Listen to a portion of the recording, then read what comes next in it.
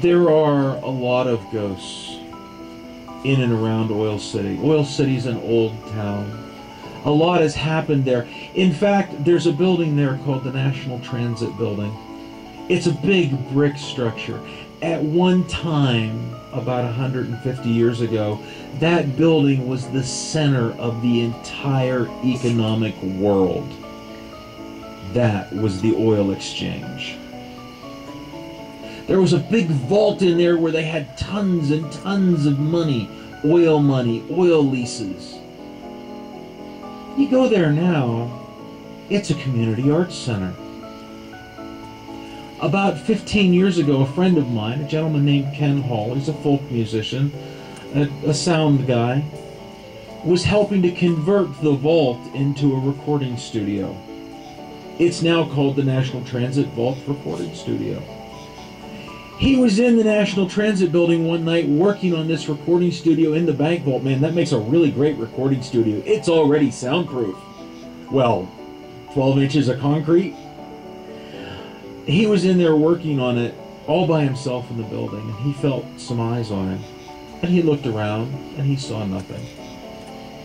And he looked around again a little bit later, because not only did he feel eyes on him, but he was starting to smell cigar smoke. Now, Ken does smoke cigars, but he was not smoking that night. And he looked around again. And finally, the third time when he looked up, there standing in the doorway was a gentleman.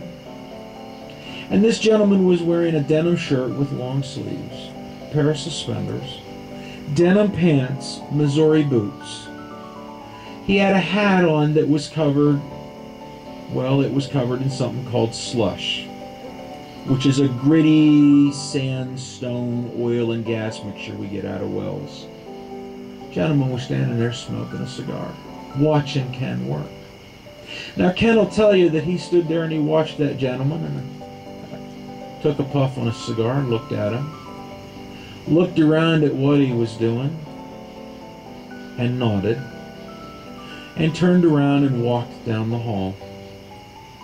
By the time he got to the end of the hall, he'd vanished. Ken checked the building. There was nobody else there, and he promptly left for the night. But thinking back on it, he's often said that what he figures happens was that old fella who was there when the building was being used 150 years ago came back to see what was happening to his building this time, and he approved and left.